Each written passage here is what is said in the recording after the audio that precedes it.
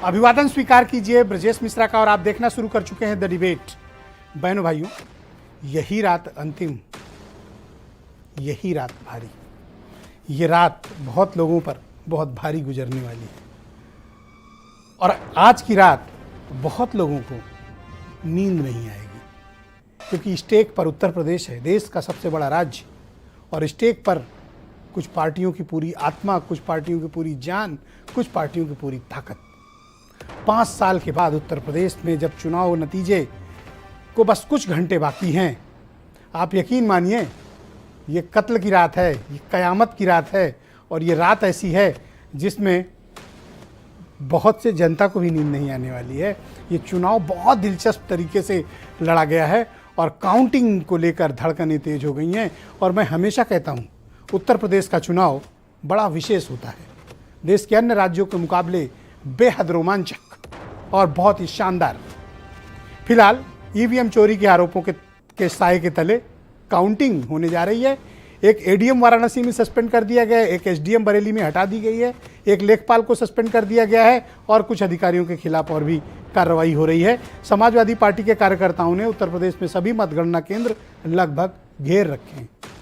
बहनों भाइयों, उत्तर प्रदेश का चुनाव मैं हमेशा कहता हूं कि कुछ न कुछ नया लेके आता है और उत्तर प्रदेश के चुनाव में जो तस्वीर तय होती है उसका दूरगामी परिणाम देश की राजनीति में पड़ता है। उत्तर प्रदेश का चुनाव और विवाद ये दोनों एक साथ चलते हैं। काउंटिंग के ठीक पहले ईवीएम चोरी के आरोपों ने उत्तर प्रदेश क्या पूरे देश में सनसनी फैला दी। मामला खुला, बवाल बढ़ा, धरना प्रदर्शन बढ़ा। अपोजिशन की तरफ से गंभीर आरोप लगने के बाद चुनाव आयोग की जांच में वाराणसी का एडीएम सस्पेंड किया गया, एसडीएम बरेली हटाई गई, एक लेखपाल को खिलाफ एफआईआर हुई, कुछ और लोगों अफसरों पर कार्रवाई हुई। दरअसल पूरे चुनाव को निष्पक्ष तरीके से कराना भी बेहद बहुत बड़ी चुनौती है उत्तर प्रदेश में, क्योंकि इसमें सामान्य नहीं बल्कि एक असामान्य परिस्थितियों में लड़ा जा रहा एक असाधारण चुनाव है। और ऐसा चुनाव हिंदुस्तान के इतिहास में बहुत कम देखने को मिलेगा। जहां ग्राउंड पर, जमीन पर जब लड़ाई लड़ी गई थी, नज़ारा बिल्कुल अलग था और जो एग्जिट पोल में रिफ्लेक्शन है वो बिल्कुल अलग है। लिहाजा धड़कनें बढ़ गई हैं, लोगों को नींद नहीं आ रही है। पता नहीं कल किसकी सत्ता में अंतिम रात हो, किसकी विपक्ष में आगे के दिन शुरू होने वाले हैं, क्योंकि अगले 5 साल फिर उत्तर प्रदेश की तस्वीर बिल्कुल बदली हुई होगी। तो क्या होने जा रहा है उत्तर प्रदेश में, किसकी सरकार बनने जा रही है? एग्जिट पोल अनुमान जो पूर्वानुमान दे रहे हैं वो बीजेपी की तरफ लैंडस्लाइड विक्ट्री का अनुमान दे रहे हैं, लेकिन समाजवादी पार्टी और बाकी अपोजिशन ने इसको बुरी तरह से खारिज किया है। तमाम विश्लेषकों ने भी इसको खारिज किया और इंडिपेंडेंट एजेंसीज ने भी अपने सर्वे में इसे खारिज किया है। दरअसल ईवीएम के भीतर कैद जनादेश ये तय करेगा कि उत्तर प्रदेश में 5 कालिदास मार्ग और लोक भवन के पंचम तल पर योगी आदित्यनाथ बैठे रहेंगे या फिर अखिलेश यादव की शानदार तरीके से वापसी होने वाली है। क्योंकि कल ही अखिलेश यादव ने ये बात कही कि ये लोकतंत्र का अंतिम चुनाव है, अगर इसमें कुछ गड़बड़ी हुई तो क्रांति ही बची है। बड़ा गंभीर बयान है ये और इस बयान को गंभीरता से लिया भी जाना चाहिए। तो 10 मार्च को उत्तर प्रदेश के चुनाव परिणाम क्या आने वाले हैं, हम इस विषय पर चर्चा करेंगे। ईवीएम पर भी चर्चा करेंगे, ईवीएम की चोरी पर भी चर्चा करेंगे, ईवीएम क्या हैक हो सकती है इस पर भी चर्चा करेंगे, एग्जिट पोल पर भी चर्चा करेंगे। क्या चला उत्तर प्रदेश में, कौन से मुद्दे चले, और चुनाव के बाद अब जब सब कुछ हो चुका है, सिर्फ काउंटिंग बाकी है, तो विश्लेषक क्या सोचते हैं, पॉलिटिकल पार्टीज के एक्सपर्ट्स की ऑनेस्ट ओपिनियन क्या है, और कल जब बैलेट खुलेंगे और ईवीएम खुलेगी, सरकार किसकी बनेगी, है ना? दिलचस्प सवाल, कोई बयान सुने।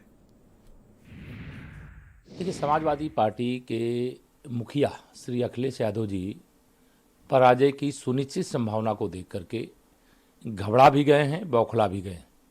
उनके आरोप जो भी हैं वह तथ्यहीन हैं, निराधार हैं और अफवाह फैलाने वाले हैं। बनारस में, सोनभद्र में, बरेली में, ये आप लोग देख ही रहे हो क्या हुआ है, जिसकी वजह से पूरे प्रदेश में नेता, प्रत्याशी और जनता निगरानी रखे हुए हैं।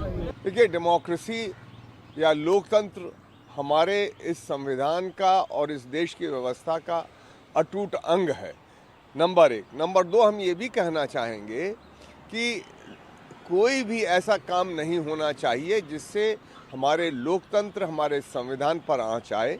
ईवीएम सुरक्षा के लिए जो मानक के हिसाब से केंद्रीय सुरक्षा बल लगाए जाने हैं उनको लगाया गया है तथा सिर्फ मतगणना के लिए लगभग 70,000 सिविल पुलिस, 245 कंपनी अर्धसैनिक बल तथा 69 कंपनी पीएसी का व्यवस्थापन किया गया है।